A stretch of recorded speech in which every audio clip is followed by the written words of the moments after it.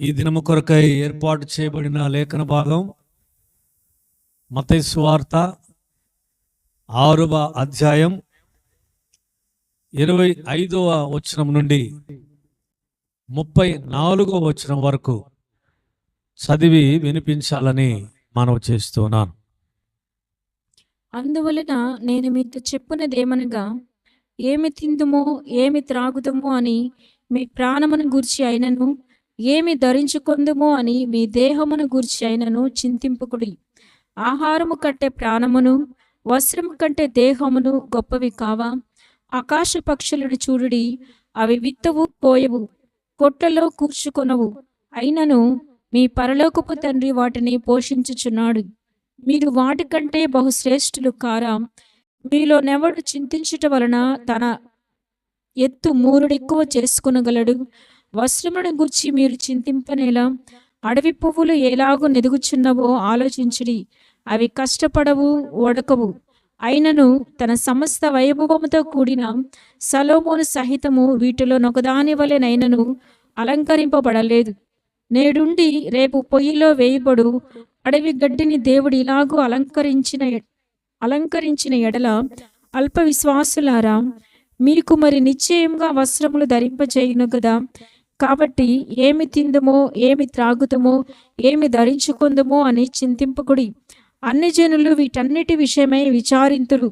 ఇవన్నీ మీకు కావాలనని మీ పరలోకపు తండ్రికి తెలియను. కాబట్టి మీరు ఆయన రాజ్యమును నీతిని మొదట వెదుకుడి, అప్పుడు అవన్నీ మీకు అనుగ్రహింపబడును. రేపటిని గూర్చి చింతింపకుడి, రేపటి దినము దాని సంగతులను గూర్చి చింతించును. ఏనాటి కీడు ఆనాటికి చాలును. ఆమేన్. 6వ అధ్యాయం 31వ వచనం మత్తయి సువార్త. కాబట్టి ఏమి తిందుమో ఏమి తిందుమో ఏమి త్రాగుదుమో ఏమి త్రాగుదమో ఏమి ధరించుకొందుమో ఏమి ధరించుకుందుమో అని చింతింపకుడి. అన్ని జనులు వీటిని గూర్చి విచారింతురు. ఈ ప్రపంచంలో మనుషులందరూ కూడా ఏదో ఒక చింత, ఏదో ఒక వేదన, ఏదో ఒక దుఃఖం, ఏదో ఒక ఆందోళన, ఏదో ఒక దిగులు, ఏదో ఒక విచారం మనుషులలో ఉన్నది. ప్రపంచ దేశాల్లో కూడా అదే ఉన్నది, అగ్రరాజ్యాలలో కూడా అదే ఉన్నది. ఆందోళన. ఎప్పుడు ఏం జరుగుతుందో తెలియదు, ఏ పరిస్థితులు ఎలా మారిపోతాయో తెలియదు. ఇప్పుడు లోకంలో మనం చూస్తున్నాం, అగ్రరాజ్యాల మధ్య యుద్ధాలు జరుగుతున్నాయి. ఏ మాత్రం శాంతి ఒకవేళ కోల్పోతే, 3వ ప్రపంచ యుద్ధం వస్తే పరిస్థితులన్నీ తారుమారైపోతాయి కదా. పేదవాడు బ్రతకటం కష్టమవుతుంది. ఒక పేదవాడు, ఒక నిరుపేద భూమి మీద జీవించటం అతి కష్టం. ఇప్పటికే గ్యాస్ కొరత, ఇప్పటికే పెట్రోల్ డీజిల్ కొరత, ఇక యుద్ధమే జరిగితే మనలాంటి పేదవాడు, నిరుపేదలు, మధ్యతరగతి కుటుంబాలు మరి జీవించటం భూమి మీద కష్టం అవుతుంది. అందుకని మనం ఏం చేయాలి? మనం యుద్ధం జరగకుండా ప్రార్థన చేయాలి. లోకంలో చాలా మందికి రకరకాల విచారం, చింత కదా. మనుషుల్లో సరైన ఉద్యోగం లేదని, సరైన ఇల్లు లేదని, సరైన ఆహారము లేదని, సరైన వస్త్రము లేదని, సరైనటువంటి వాహనము లేదని, సరైన పనులు లేవని ఒక పక్క ఆందోళన. కొందరికి అప్పులు బాధలు. బ్యాంకులో లోన్ తీసుకున్నాం, లోన్ కట్టాలా, ఫైనాన్స్ తీసుకున్నాం, కట్టాలా. తండ్రుల్లో తీసుకుంటారు కొంతమంది, అధిక వడ్డీ, వారానికే కట్టాలా. ఏదో ఒక చింత, దిగులు, వేదన మనుషుల్లో ఉన్నది. అసలు ఈ చింత, వేదన అంత దేని కొరకు? జానుడు పొట్ట కొరకే కదా. జానుడు పొట్ట కొరకు, 4 పిడికిళ్ళ ఆహారం కొరకే. మనిషి ఏదో ఒక చింతతో బాధపడుతున్నాడు, వేదన చెందుతూ ఉన్నాడు, దిగులు పడుతున్నాడు, దుఃఖపడుతూ ఉన్నాడు. కొంతమందికి ఈ చింత లేకపోవచ్చు, ఎందుకంటే ఉద్యోగం ఉండొచ్చు, ఆస్తి ఉండొచ్చు, పొలం ఉండొచ్చు, మరి తినడానికి ఆహారానికి కానీ, వస్త్రానికి కానీ, నివాసానికి కానీ కొంతమందికి ఆ కష్టం లేకపోవచ్చు. కానీ వారికి ఉండే కష్టం, వారికి ఉండే దుఃఖం, వారికి ఉండే వేదన, వారికి ఉండేటువంటి ఆందోళన కొన్ని ఉంటాయి.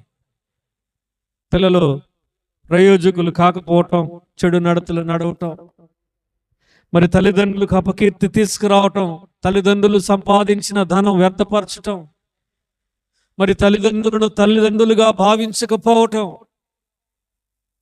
తల్లిదండ్రుల సంపాదనను బిడ్డలు ఇష్టం వచ్చినట్లుగా ఖర్చు చేసి దిక్కుమాలిన పనులు చేయటం మనం చూస్తుంటాం. దీని కొరకు చింతపడే తల్లిదండ్రులు కొంతమంది ఉన్నారు. ప్రియ దేవుని బిడ్డలారా, లోకంలో మనుషులకు ఏదో ఒక చింత, ఏదో ఒక దిగులు ఉన్నది, వేదన ఉన్నది. జపాన్ దేశంలో అంట ఎక్కువ ఆత్మహత్యలు ఎక్కడ జరుగుతున్నాయి, ఏ దేశంలో అంటే జపాన్ దేశంలో జరుగుతున్నాయట. దైవజనులు ఒక ఆయన చెప్పారు. మరి జపాన్ దేశం నుండి మరి మనుషులు ఎందుకు చనిపోతున్నారు, వారికి వారే ఆత్మహత్య ఎందుకు చేసుకుంటున్నారు, చనిపోతున్నారు ఎందుకు, చావుకు ఎదురెళ్తున్నారు?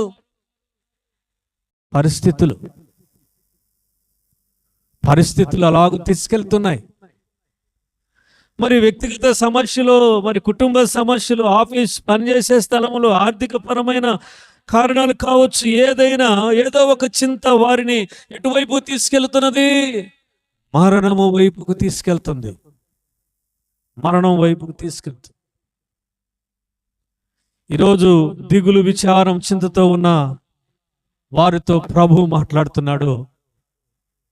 డోంట్ వర్రీ, మీరు చింతించకండి, మీరు దిగులు పడకండి అని ప్రభు చెప్తూ ఉన్నాడు.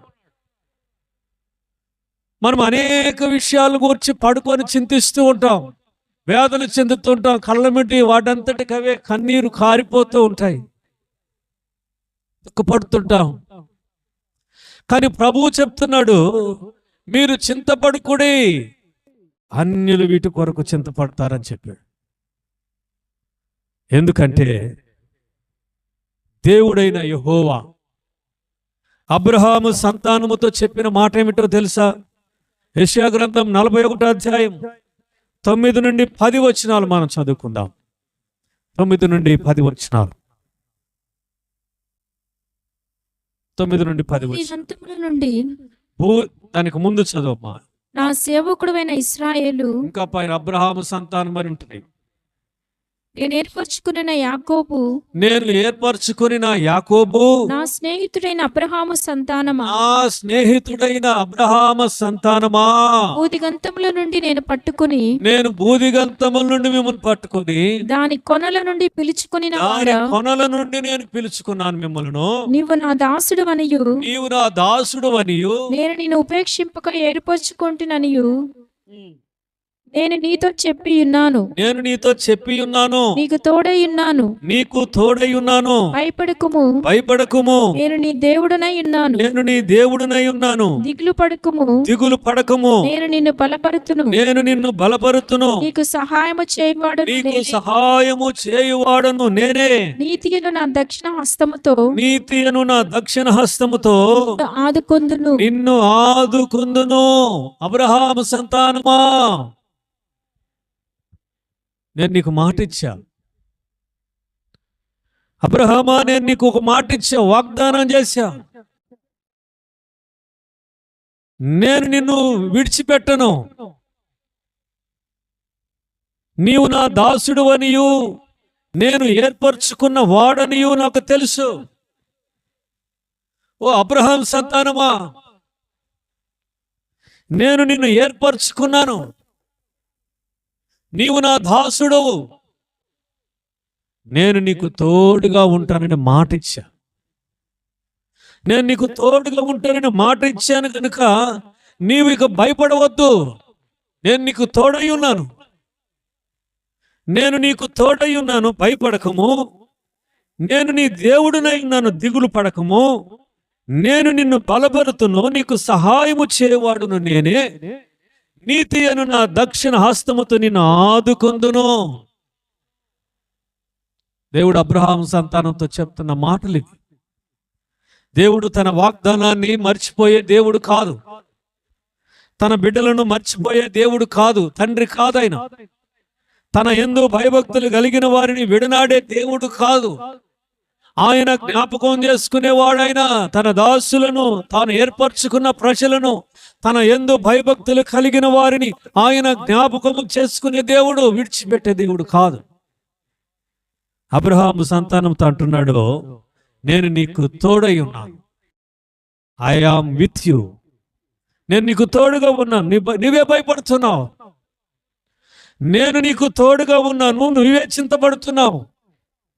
నేను నీకు తోడుగానే ఉన్నాను, నువ్వు దిగులు పడుతున్నావు, విచారపడుతున్నావు. నేను నీ ప్రక్కనే ఉన్నా.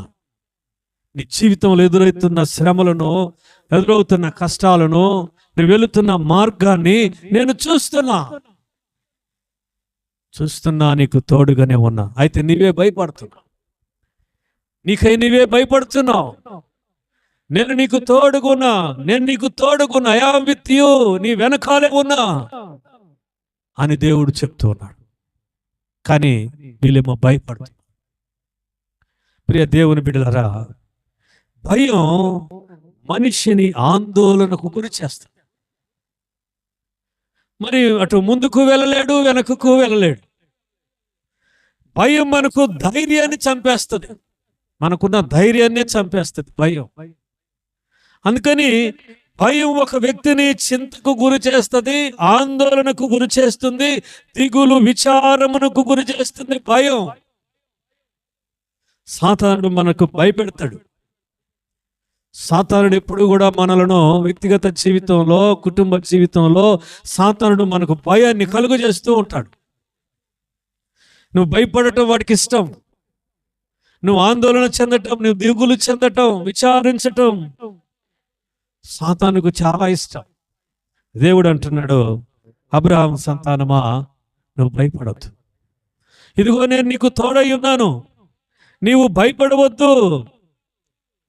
ఈరోజు మనము కూడా అబ్రహాం సంతానమే. ఎలాగా? విశ్వాసులకు తండ్రి అబ్రహాం. ఎవరైతే యేసుక్రీస్తునందు విశ్వాసం ఉంచుతారో, ఎవరైతే ప్రభువును తమ సొంత రక్షకుడిగా అంగీకరిస్తారో వారందరికీ కూడా ఈ వాగ్దానము చెందినట్టే. ఒకవేళ నువ్వు భయపడుతున్నావేమో, ఒకవేళ నువ్వు చింతిస్తున్నావేమో, ఓ అబ్రహాము సంతానమా, నేను నీకు తోడై ఉన్నానని ఆ చెప్పిన దేవుడు నీకు, నాకు, మనకు తోడై ఉన్నాడు. భయపడవద్దు. జీవితంలో చాలా మంది భయం. ఒక అడుగు ముందుకు వేయాలన్న భయం, ఒక అడుగు వెనకకు వేయాలన్న భయం. జీవితంలో మరి ఎటు చూసిన పరిస్థితులను చూసి మనం భయపడుతూ ఉన్నాం.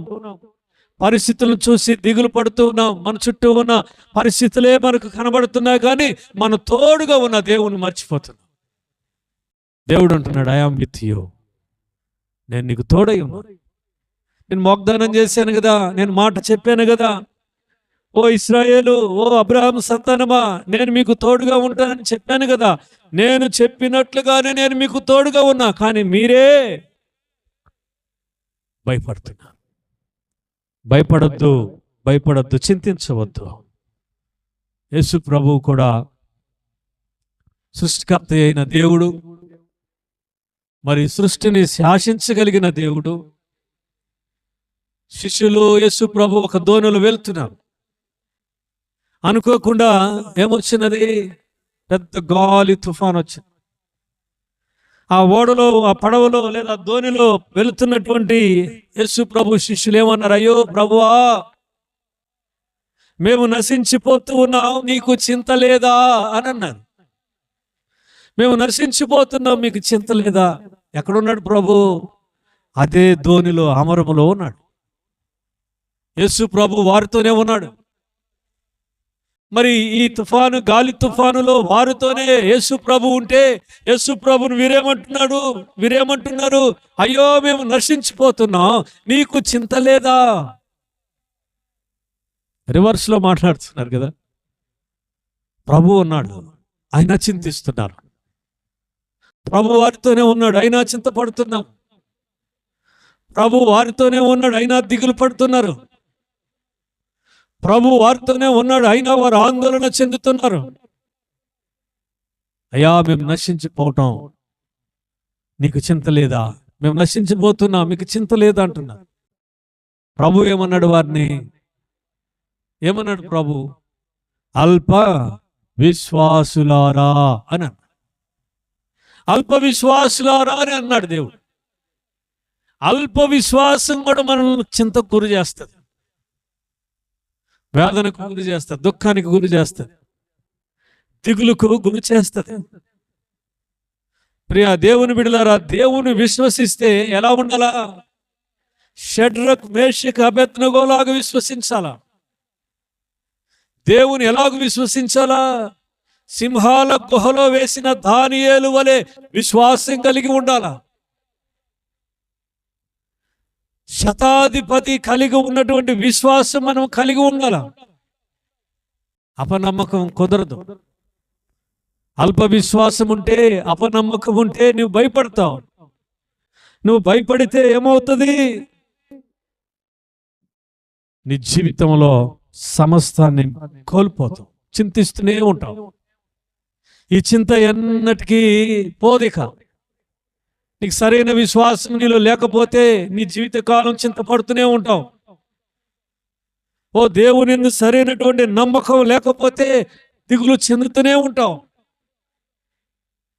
దేవుని యందు విశ్వాసము లేకపోతే వేదన చెందుతూనే ఉంటావు. అందుకని అన్నాడు, ఓ అబ్రహాం సంతానమా, నేను మీకు తోడై ఉన్నాను, భయపడొద్దు. రెండోది ఏమన్నాడు? దిగులు పడుచున్న వారితో దేవుడు ఏమన్నాడు? నేను నీ దేవుడునై ఉన్నాను అన్నాడు. యెషయా గ్రంథం 41వ అధ్యాయం. నేను నీ దేవుడునై ఉన్నాను. I am your God, I am your God. నేను నీ దేవుడును. దిగులు విచారముతో ఉన్నటువంటి వారితో ప్రభు అంటున్నమాట, ఐ ఆమ్ యువర్ గాడ్. భయపడొద్దు, నేను నీ దేవుడును. నేను నీ దేవుడు, నీ పక్షము నుండేవాడను, నీ పక్షం నుండేవాడను. చూడండి, రోమీయులకు రాసిన పత్రిక 8వ అధ్యాయం 31వ వచనాన్ని చదువుకుందాం. రోమీయులు రాసిన పత్రిక 8వ అధ్యాయం 31వ వచనం.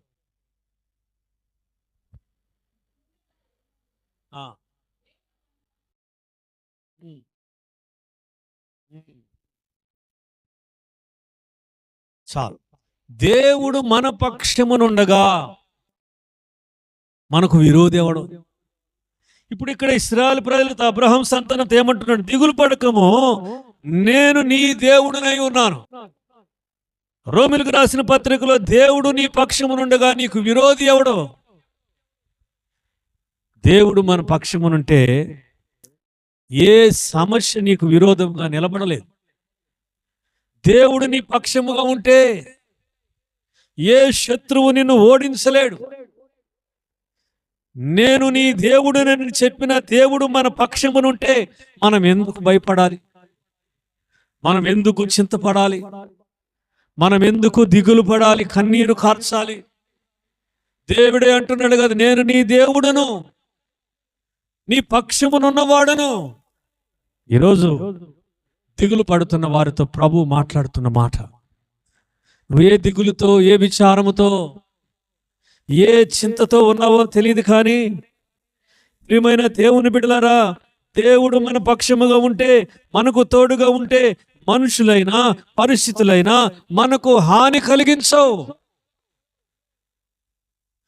ఏ శత్రువు మన జోలికి రాడు. మనం అనుకుంటాం, అయ్యో నేను ఒంటరిని ప్రభువా, నేను ఒంటరి వాడను, నాకంటూ ఎవరు లేరు, నేను ఒక్కడిగానే పోరాటం చేస్తున్నా, నేను శత్రువుతో పోరాటం చేస్తున్నా, అనేకమైన సమస్యలతో నేను పోరాటం చేస్తున్నా, అనేకమైన ఇబ్బందులలో నేను పోరాటం చేసిన, నా ముందుకు వెళుతున్నా, నేను ఒంటరి ప్రభువా అని కొన్నిసార్లు మనం చింతపడుతూ ఉంటాం. దిగులు పడవద్దు. ఐ ఆమ్ యువర్ గాడ్, నేను నీ దేవుడును. ఈ దేవుడు ఏం చేస్తాడంట? బలపరుచువాడును నేనే, సహాయము చేయువాడును నేనే అనే మాట ఉంటుంది.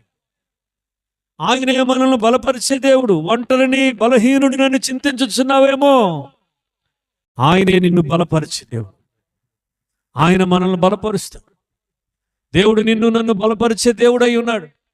నీవు ఒకవేళ బలహీనుడు అయి ఉండి చింతిస్తూ ఉంటే దేవుడు నిన్ను బలపరిచేవాడు. అయ్యో నేను బలహీనుడినయ్యా, నేను ఒంటరి వాడినయ్యా అని ఒకవేళ చింతిస్తూ ఉంటే దేవుడు నిన్ను బలపరచడానికి ఆయన ఇష్టపడుతున్న దేవుడు. రెండోది చివరి మాటలు ఏముంటుంది? నా దక్షిణ హస్తముతో నేను నిన్ను ఆదుకొందును. ఆదుకొందును అనే మాటకు అర్థం ఏంటో తెలిసిన? ఇంగ్లీష్లో రెస్క్యూ చేయటం. రెస్క్యూ చేయటం అంటే తుఫాన్ వచ్చింది, నీళ్ళలో కొట్టుకొని పోతున్నారు మనుషులు. మరి ఒక పోలీస్ ఉంది కదా, ఏమంటారు వాళ్ళని? Rescue team, NDRF. వారు వచ్చి ఎంతలా అంటే పరిస్థితులు ఎలా ఉన్నా సరే ఆ వ్యక్తిని కాపాడుతారు. ఆ వ్యక్తి కొట్టుకోబోతుంటే వాడిని ఎలాగైనా సరే ప్రాణాలతో వాడిని కాపాడుతారు. కావాలంటే హెలికాప్టర్ వేసుకుని దిగైనా సరే ఆ వ్యక్తిని కాపాడుతారు. రెస్క్యూ చేసి వాడి ప్రాణాలను కాపాడుతారు. ఆదుకోవటం అంటే అది. మరి ఇక్కడ దేవుడు కూడా తన బిడలను ఇలాగున ఆదుకుంటాడంట, రెస్క్యూ చేస్తాడంట నీ కొరకు. ఆయన నీ ఆపదలో ఉన్నప్పుడు, నీవు పడిపోతున్నప్పుడు, నువ్వు కొట్టుకొని పోతున్నప్పుడు, నువ్వు మునిగిపోతున్నప్పుడు, నువ్వు జారిపోతూ ఉన్నప్పుడు, నువ్వు కృంగిపోతూ ఉన్నప్పుడు, నువ్వు బలహీనుడు అవుతున్నప్పుడు ఈ దేవుడు అంట ఆదుకునే దేవుడు అంట. ఆదుకోవటం అంటే పడిపోయిన వ్యక్తిని పట్టుకొని చేయబట్టుకొని నిలవబెట్టడం. నీటిలో కొట్టుకొని పోయే వ్యక్తిని చేయబట్టుకొని ఒడ్డుకు చేర్చటం. మరి కృంగిపోయిన వ్యక్తిని లేవనెత్తటం. మరి బలహీనుడైన వానికి బలమునివ్వటం. దేవుడు ఇలాగున తన దక్షిణ హస్తముతో తన బిడ్డలను ఆదుకుంటాడు. ఈరోజు నా ప్రియ దేవుని బిడ్డలారా, ఒకవేళ నువ్వు ఏ ఆపదలో ఉన్నావో, ఏ దుఃఖములో ఉన్నావో, ఏ కష్టంలో ఉన్నావో, ఏ దిగులు విచారముతో ఉన్నావో, ఏ భయము నిన్ను భయపెట్టుచున్నదో, ఏ కలవరములో ఉన్నావో, ఏ విషయాల కొరకై నువ్వు చింతించుచున్నావో, ప్రభు అంటున్నాడు, నేను నిన్ను రిస్క్ చేసి నిన్ను కాపాడుతూ ఆదుకుంటానని చెప్తున్నాడు దేవుడు. అందుకనే ఈ పరలోకపు తండ్రి యొక్క గుణం ఇదని ప్రభువుకు తెలుసు కనుక ప్రభు ఏమన్నాడు 6వ అధ్యాయంలో, మీరు చింతపడకుడే, మీరు చింతించకండి, ఏమి తిందుమో, ఏమి త్రాగుదుమో, ఏమి ధరించుకుందుమో, ప్రాణం కొరకు, దేహం కొరకు మీరు చింతపడకండి. మీరు వీటి కొరకు కాదు చింతపడాల్సింది. ఇవన్నీ మీకు కావాలనని మీ పరలోకపు తండ్రికి ముందే తెలుసు. మనం ఆయన యందు విశ్వాసం కలిగి, భక్తి కలిగి జీవిస్తూ ఉంటే మన జీవితంలో ఎదురయ్యే ప్రతి విధమైన చింతలన్నిటినీ దేవుడే తొలగించి, ఇవన్నీ మనకి దేని కొరకైతే మనం ఈ లోకంలో చింతిస్తున్నామో, ఆహారం కొరకు, వస్త్రం కొరకు, ఇంకొకటో రకరకాలైన చింతలు మనకున్నాయి కదా, ఈ చింతలన్నిటిని పక్కన పెట్టండి. మీరు వాటి కొరకు చింతించొద్దు. వీటి కొరకు చింతించేది ఎవరంటే ప్రభువుని ఎరుగినటువంటి వారు, యేసు అంటే ఎవరో తెలియనటువంటి వారు. మరి దేవుడు ఎవరు అంటే తెలియనటువంటి ప్రజలు ఇలాగను చింతిస్తూ ఉంటారు. రేపటి దినము కొరకు, ఆహారము కొరకు, వస్త్రం కొరకు. మరి దేవుని పిల్లలు మనం వీటి కొరకు చింతించిన అవసరం లేదు. ఇది చింతించేది ప్రభువుని ఎరుగినటువంటి ప్రజలు, మనము కాదంట. ఆయన ఏమని అంటాడంటే, మీరు చూడండి వాక్యంలో ఏమని రాయబడింది మత్తయి సువార్తలో. కాబట్టి మళ్ళా 31 వచనం. కాబట్టి ఏమి తిందుమో, ఏమి త్రాగుదుమో, ఏమి ధరించుకుందుమో అని చింతించకుడి. ఆ ప్రభువును ఎరుగనటువంటి జనులు వీటన్నిటిని గూర్చి విచారింతును. ఇవన్నీ మీకు కావాలనని మీ పరలోకపు తండ్రికి తెలియను. కాబట్టి మీరు ఆయన రాజ్యమును నీతిని మొదట మీరు వెతకండి, అప్పుడు అవన్నీ మీకు దొరుకును. నువ్వు దేని కొరకైతే చింతపడుతున్నావో, దేని కొరకైతే ఎక్కువ సమయం నీ జీవితంలో చింతిస్తున్నావో, దేని కొరకైతే నువ్వు ఎక్కువగా దిగులు పడుతున్నావో, ఆ దిగులు పడుతున్న విషయాల గురించి, చింతపడుతున్న విషయాల గురించి దేవునికి కన్వర్ట్ చేయి. ప్రార్థన పూర్వకం కన్వర్ట్ చేయి, ప్రార్థన చేయి. కూర్చొని దిగులు పడే దానికంటే ఆ సమయం అంతా దేవునికి ప్రార్థన చేయి. ఏంటి ప్రభు, నా కుటుంబంలో ఇలాంటి పరిస్థితులు ఉన్నాయని కూర్చొని మనసులో పడుకొని ఏడ్చుకునేదానికంటే మోకరించి దేవునికి చెప్పు, ప్రార్థించు. దేవునికి తెలియచేయి నీ సమస్యలు, నీ ఇబ్బందులు, నీ కష్టాలు. దేవుడు వాటిని తప్పక విని నీకు సహాయం చేసేది.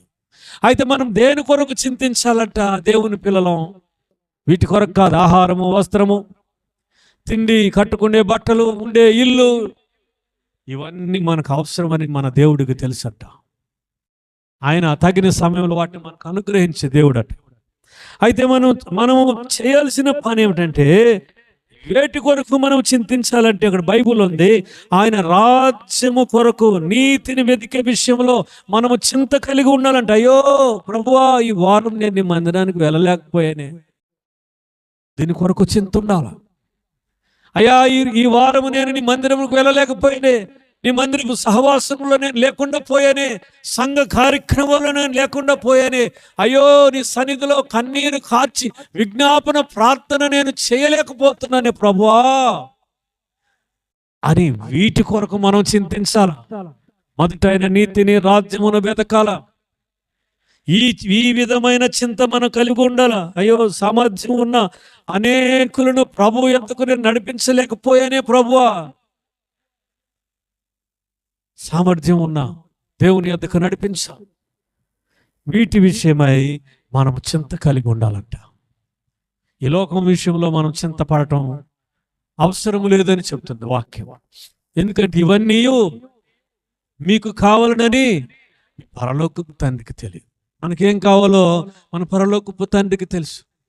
అందుకే ప్రియ దేవుని బిడ్డలారా, హెబ్రోన్ సంఘ విశ్వాసుల్లో ఎక్కువ ప్రాధాన్యత దేవుని కార్యక్రమాలకు ఇస్తారు. ఆదివారాన్ని ఖచ్చితంగా దేవునికే ప్రాధాన్యత ఇస్తారు. సంఘం ఎలాగైనా ఉండని, సంఘంలో సమస్యలు ఏమైనా ఉండని కానీ సంఘానికి వచ్చే విశ్వాసులు మాత్రం ఆ పరిశుద్ధ దినము అనే ఆ ఆదివారం, ఆ సమయం, ఆ రోజంతా ప్రభుకే ఇస్తారు, దేవునికి ఇస్తారు. అందుకనే దేవుడు వారి బిడ్డలను ఆశీర్వదించడం కూడా చూసి. కాబట్టి ప్రియ దేవుని బిడ్డలారా, మనం దేవుని సన్నిధిలో దేని కొరకు చింతించాలా? అయ్యో, నీ మందిరంలో వారంలో ఒక ఆదివారం 3 గంటల సేపు నీ సన్నిధిలో కూర్చోలేకపోతున్నాను ప్రభువా అని ప్రార్థించాలి, చింతించాలి. దాని కొరకు చింతించాలి. నేను నా బిడ్డలు నేను నీ సంఘంలో కనపడలేకపోతున్నాం ప్రభు అని చింతించాలి. ఈ చింత మనం కలిగి ఉండాలి. ఈ విధమైన చింతను మనము కలిగి ఉండాలి. అందుకనే ఫిలిప్పీలకు రాసిన పత్రిక 4వ అధ్యాయం 6-7 వచనాల్లో ఇక్కడ తిమోతికి ఒక చింత ఉంది. పౌలు కూడా బహుగా చింతిస్తున్నాడు ఈ సంఘాన్ని బట్టి. ఆ సంఘాన్ని బట్టి వారు ఎంత చింత అంటే ఏడ్చేడ్చి చెప్తున్నాడు పౌలు. మీరు ఆ ఫిలిప్పీ పత్రిక ఇంటికి వెళ్ళిన తర్వాత 5 అధ్యాయాలు ఉంటాయి, చదవండి. ఏమని ఉంది ఆయన ఫిలిప్పీ పత్రిక 4:6 వచనమక్క చదవక. మీరు దేనిని గూర్చి చింతపడకుడు గాని ప్రతి విషయములోనూ ప్రార్థనా విజ్ఞాపనములు చేత కృతజ్ఞతాపూర్వకముగా మీ విన్నపములను దేవునికి తెలియజేయండి అని చెప్పి అప్పుడు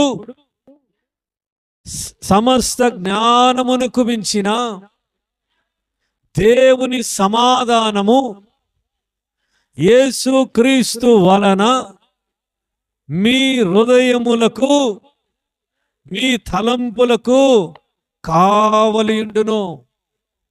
ఈ సంఘం ఆ దినాల్లో అక్కడ రాసి ఉంటుంది ఫిలిప్పీ పత్రిక పైన, పరిశుద్ధులకు, అధ్యక్షులకు, పరిచారకులకు రాస్తున్న పత్రిక ఇది. సంఘం అంట ఎవడి మాట వినటం లేదంట. సంఘము తన తన తన ఇష్టానుసారంగా నడుస్తుందంట. దేవుని చిత్తానికి లోబడటం లేదంట. సంఘము తనకిష్టం వచ్చినట్లుగా వెళుతుందంట. శ్రమలలో నిలబడలేదంట. సంఘం చెదిరిపోతుందంట. సంఘములో నీతి ఫలాలు లేవట. నిష్కపటులుగా నిర్దోషులుగా ఉండవలసిన సంఘం దారి తప్పిపోతుందంట. పరిశుద్ధుల మాటలు, అధ్యక్షుల మాటలు, పరిచారకుల మాటలు ఎవరు వినటం లేదంట. నిరర్థకమైపోతుందంట. ప్రజలలో ఏదో తెలియని భయం వారిని ఆవరించిందంట. విశ్వాసులు బెదిరిపోతున్నారంట. పోరాటానికి బదులు పిరికితనం అంట. ఏక మనసు కలిగి ఉండవలసిన సంఘం ఏక మనసు లేదట. సువార్తకు తగినట్లుగా జీవించటం లేదంట. సొంత కార్యానికే ప్రాధాన్యత ఇస్తున్నారట. ఆ సంఘాన్ని దర్శిస్తున్నాడని పౌలు అన్నప్పుడు ఆ సంఘము పట్టణంత జనం వస్తున్నారంట. మరల పౌలు రాకపోతే సంఘములో ఎవడు ఉండటం లేదంట. ఆ సంఘములో సనుగులు, సంశయములు ఉన్నాయంట. ఒకరినొకడు కొనుక్కుంటున్నారంట. దీని విషయమై తిమోతి బహుగా చింతిస్తున్నాడు. ఆ సంఘం పట్ల తిమోతికి బహుభారం ఉన్నది. ఎందుకు ప్రభువా ఇలాగైపోతుంది? మీరు చదవండి ఫిలిప్పీలకు రాసిన పత్రిక 2:20 పౌలుకి తిమోతికి ఉన్న చింత ఇది. సంఘాన్ని గూర్చి నీ క్షేమము విషయమై